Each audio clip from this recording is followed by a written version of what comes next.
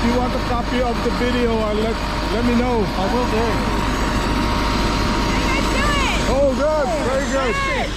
Huh? That's fantastic. Anybody want me to take a picture with the helicopters? Oh, sure. Yes. Yeah. Alright. So stay on over here though, because the helicopter blades are still turning. So stay this way. I can take a picture for you guys.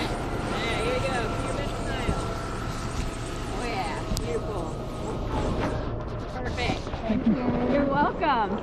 And yours too. You ready? Same thing? Okay.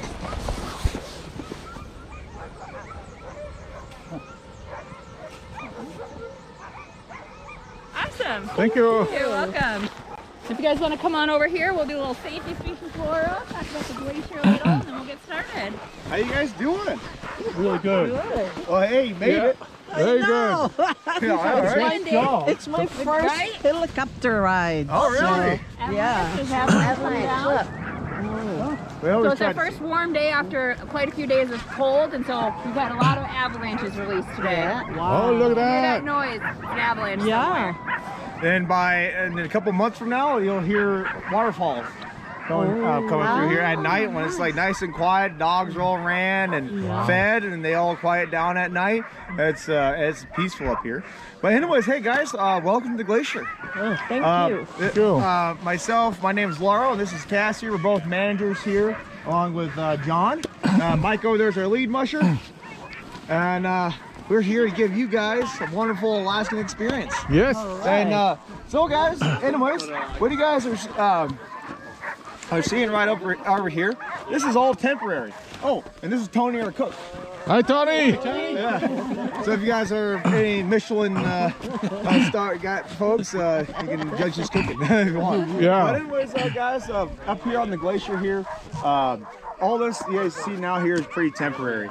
How we get everything up here is just how you guys came up with the helicopters. Either we put it internally, or with this heavy duty stuff like these platforms and whatnot, we make these into sling bundles, break them all down apart, stack them in there, get them screwed together, strapped up, and the helicopter will come in. We'll see like that guy right there has a hook on the bottom place.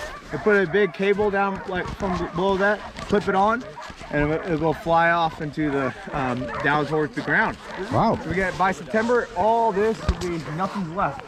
We're in a national forest service permit, so and we're a part of the Tongass National Tongass National Park, and so everything here has to be spotless when we leave. So we put all the dogs here, put the dog poop, everything gets flown off the glacier, including people and the dogs. Up here, guys, we have about 280 Alaskan Huskies along with some pet dogs.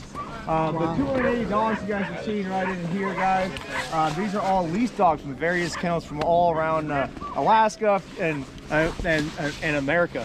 Down in the lower 48, like in Montana and Utah. We got 3 yards from Utah, a yard from Montana. The rest of them all come from various parts of the state and of Alaska. I myself have brought 37 dogs. How many? 37 I personally own. That's a lot. And they're right over there in that yard. A lot of dog food. The green hat Jasper, she is running my dogs, but I'm managing things up. Managing camps, I'm not guiding anymore. And those dogs, guys, my personal ones. We're a racing kennel. So myself as a musher, the benefit of every other musher that sends their dogs up here, work with their dogs up here, is that these guys get trained as well as the company provides their food.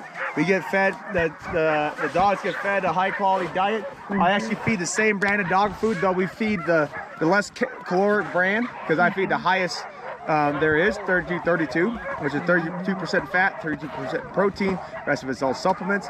The reason we feed a little less, 30-25, is they're working hard, but they don't need like that much calories. They still need the amount, like good food, but they don't need that high-end stuff, the high octane stuff. Because my team, or being a Diderot kennel, we're trained, time to get ready to do the race. We have about 4,000 to 4,500 miles on the dog, so we're putting on the same amount of work. Up here, these guys are doing it from 4 to 6 miles a day. And some days with weather, with weather, we can't have people fly up.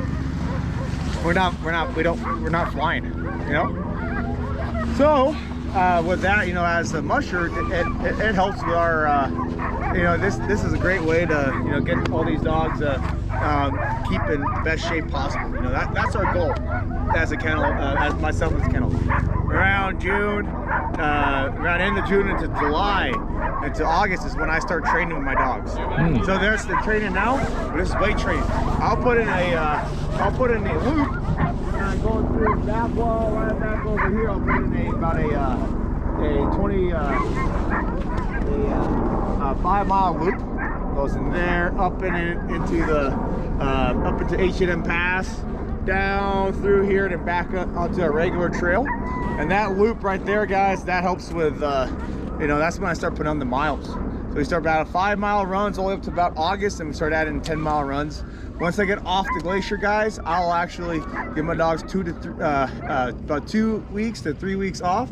Then right away we get back into running. But when we get home in Fairbanks, Alaska, we're not on snow anymore. We're on 4-wheelers, and with those 4-wheelers, guys, and that 4-wheeler training, we are the dogs themselves are we start ramping up those miles. That's when we really start counting those miles. And then in Alaska, guys, the first of the race season. Oh yeah, there's more. That's pretty good size one right there.